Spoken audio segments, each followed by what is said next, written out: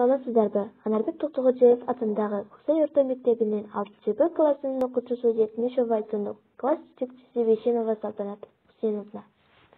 Биз бүгүн айым сабагынан сабак өтөлү. Темасы окуучуларга максаттуу жашоо, окуу иштөө жөнүндө. Максаты бар адам ар дайым ошол максатка карап аракет кылат, изденет, аракеттенет. Эгер максат болбосо, ошол адам багытсыз кайык сымак шамал болгон жакка сүзүп адашып кетет.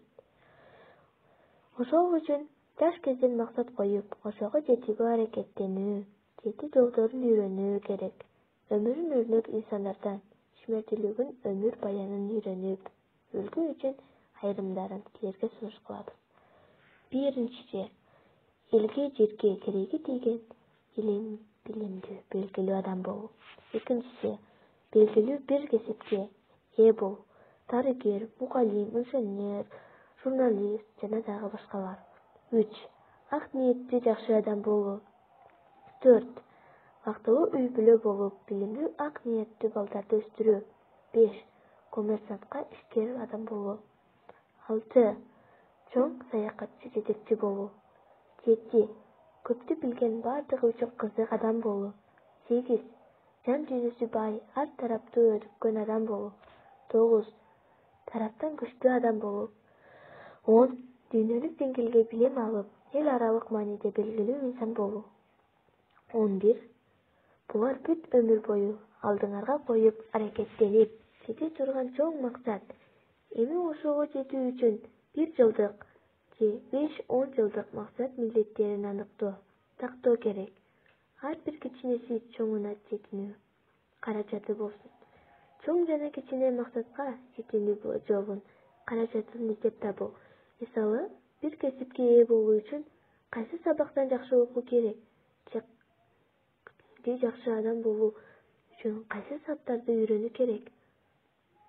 Конкреттүү жакан максаттар коюп, аткаруу билүү керек. Мисалы, математикадан 5 деген баага окуу, олимпиададан 1 орунду алуу, конкурстан жеңип чыгуу. Алдыга максат койгондон кийин ошого жетүү үчүн кыйынчылык, тоскоолдуктарды жеңип өтүп, чымырганып аракеттенүү керек.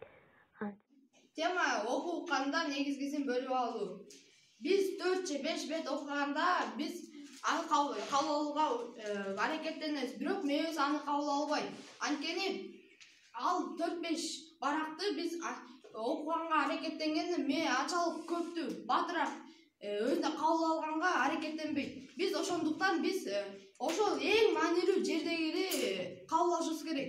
Ошол эң маанилүү жердегилерди кабыл алып, ошону түшүнүп, тактап, оюбуз менен ойлонуп, анан айтып беришибиз керек. Бул биз баардыгын окуп чыгуу бул эң маанилүүсү.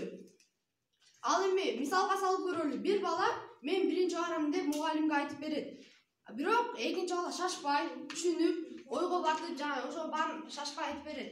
Эми суроо, кимиси жакшы татыктуу жана түшүнүктүү айтып берет деп ойлойсуңар?